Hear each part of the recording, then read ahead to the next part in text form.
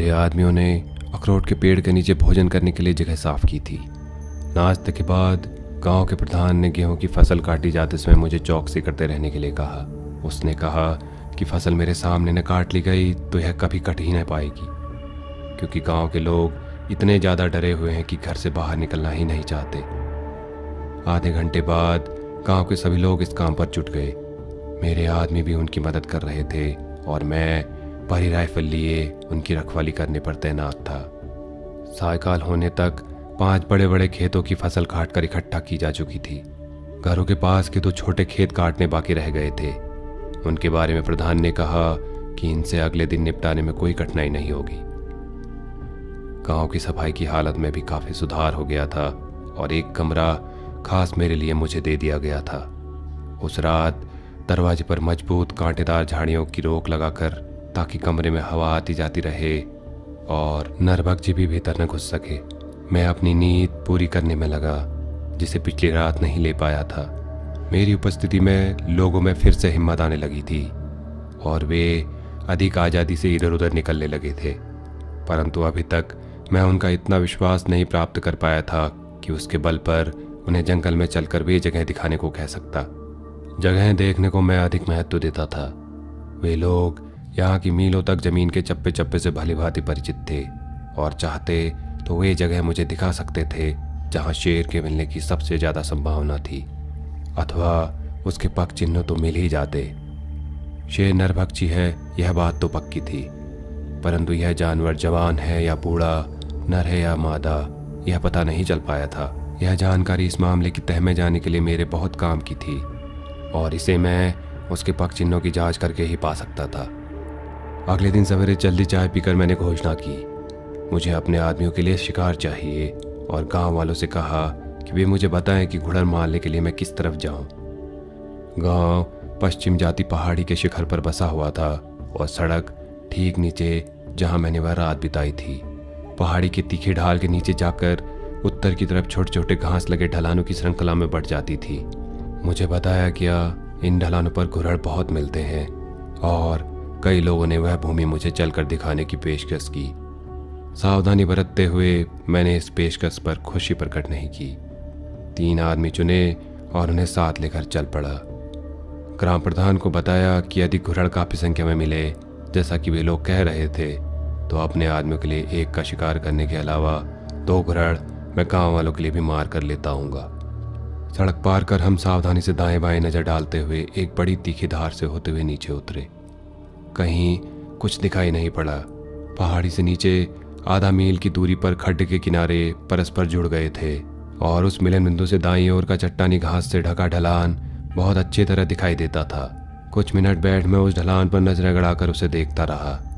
मेरी पीठ वहीं खड़े अकेले चीड़ पर टिकी थी जो वहां उगा हुआ था। मेरी नज़र पहाड़ी पर ऊंचे हो रही एक हरकत पर पड़ी। जब वही हरकत दोबारा हुई तो मैंने देखा कि वहाँ एक घुड़र खड़ा अपने कान फड़फड़ा रहा था।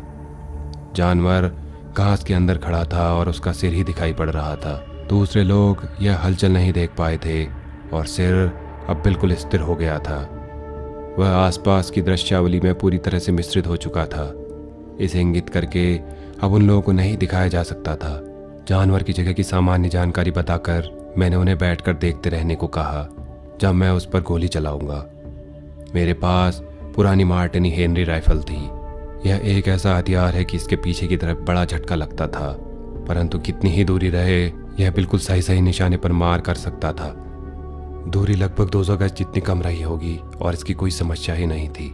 सो मैंने नीचे लेट चीड़ की एक सुविधाजनक जड़ पर राइफल टिका सावधानी से निशाना साध कर गोली चला दी। मेरे बारूद भरे कारतूस से निकले धुएं ने मेरी दृष्टि को धुतला दिया। लोगों ने भी कहा कुछ नहीं हुआ। शायद मैंने गोली किसी चट्टान पर या गिरी हुई पत्तियों के गुच्छे पर चला दी है। अपनी उसी जगह पर बने रहकर मैंने राइफल में फिर से कारतूस डाली कि मुझे उस जगह से थोड़ा नीचे जहां मैंने गोली चलाई थी घास हिलती दिखाई दी और उसके बाद घुड़र के पिछवाड़े का कुछ भाग दिखाई पड़ा। जब पूरा जानवर घास से बाहर निकल आया तो वह बारंबार लुढ़कने लगा और जैसे जैसे वह तीखी पहाड़ी से नीचे की तरफ आता उसके लुढ़कने में तेजी आ रही थी। जब वह नीचे की तरफ आधे रास्ते तक आ गया तो वहाँ घनी घास में अदृश्य हो गया, जिससे दो अन्य घुड़ल जो वहां लेटे हुए थे हड़बड़ा गए। खतरे की घंटी समझकर दोनों जानवर तेजी से घास के अंदर से निकले और पहाड़ी की तरफ भागे। दूरी अब और कम हो गई थी, इसलिए राइफल की लीफ साइड ठीक करके मैं उनमें से बड़े जानवर के सुस्त पड़ने का इंतजार करने लगा और ऐसा होते ही उसकी पीठ पर गोली मार दी। जैसे ही दूसरा जानवर पलटा और पहाड़ी से आड़ा होकर भागने लगा, उसके कंधे में भी गोली दाग दी। कभी कभी ऐसा होता है कि आदमी ऐसा कर गुजरता है जो देखने पर एकदम असंभव लगता है। बेआरामी की स्थिति में लेटे और 200 गज दूरी से 60 अंश के कोण पर घुड़ड़ के गले पर बने सफेद चिन्ह का निशाना साध कर गोली चलाने पर लाख में से एक भी उम्मीद नहीं थी कि निशाना ठीक लगेगा। और काले बारूद से ढकेली भारी शीशे की गोली बाल बराबर भी इधर उधर नहीं हुई और सीधी अपने निशाने पर पहुंची और लगते ही उसने जानवर को खत्म कर दिया। इसके अलावा उस तीखी पहाड़ के पास ऊपर जो बीच बीच खड्डे बन जाने से टूटा फूटा हुआ था, जिसमें चट्टानी कगारें भी निकली हुई थी, मरा हुआ जानवर फिसला और लुढ़कता हुआ सीधा उस जगह पर पहुंचा जहां उसके दो साथी आराम से लेटे हुए थे। वो घास के टुकड़े से उनके बाहर आने से पहले ही उसके वे दो साथी भी फिसलकर पहाड़ी से नीचे लुढ़कने लग गए। जब तीनों मरे जानवर हमारे सामने की खड्डे में आकर रुके तो यह देखकर अच्छा लगा कि उन आदमियों को उससे भारी अचरज और आनंद हुआ। उन्होंने इससे पहले कभी भी राइफल से ऐसे शिकार किए जाते नहीं देखा था। उस समय नरभक्षी का विचार हमारे ध्यान से एकदम दूर चला गया था और शिकार को लाने के लिए वे नीचे खड्डे में जल्दी जल्दी उतर गए। यह अभिनय बहुत ज़्यादा सफल रहा, एक नहीं कई दृष्टियों से। सभी के लिए मांस का राशन उपलब्ध कराने के अलावा इससे मुझे पूरे गांव का विश्वास भी प्राप्त हो गया। शिकार की कहानियां बार बार दोहराने से उनमें कोई कमी नहीं आती, यह सभी जानते हैं। घुड़ड़ की खाल उतारते और मांस का बंटवारा करते समय उन 3 आदमियों ने जो मेरे साथ गए थे, कहानी में नमक मिर्च लगाने में अपनी कल्पना का भरपूर उपयोग किया। बाहर खुले में बैठा जहां मैं नाश्ता कर रहा था, वहां से मुझे जमी हुई भीड़ के उल्लास से भरे उद्गार सुनाई पड़ रहे थे, जिसे बताया गया था कि घुड़ड़ को 1 मील से अधिक की दूरी से मारा गया था और उन गोलियों में जादू भरा हुआ था, जिनकी वजह से मरा तो था ही, जादू जानवरों को खींचकर साहब के पैरों तक भी खींच लाया था। दोपहर का खाना खाने के बाद प्रधान ने मुझसे पूछा कि अब कहाँ जाना है और साथ में कितने नए आदमी ले जाने हैं। अपने चारों तरफ जमा हो गए उत्तेजक लोगों की भीड़ में से मैंने अपने पिछले साथियों में से ही 2 लोग चुन लिए और मार्गदर्शन के लिए उन्हें साथ लेकर वह स्थल देखने के लिए चल दिया जहां पिछली मानव त्रासदी घटी थी। हमारे पहाड़ी लोग हिंदू हैं और मृतकों को जलाते हैं। जब उनके किसी व्यक्ति को नरभक्षी उठा ले जाता है तो उसके संबंधियों के लिए यह जरूरी होता है कि दाह कर्म के लिए उनके शरीर का कुछ न कुछ हिस्सा मिल जाए, भले ही वह उसकी हड्डियों के कुछ टुकड़े ही क्यों ना हो। उस स्त्री की दाह क्रिया भी अभी की जानी बाकी थी और जब हम चलने लगे तो उसके संबंधियों ने प्रार्थना की कि उसके शरीर का कोई न कोई भाग जो भी मिल जाए हम जरूर साथ लेते आए।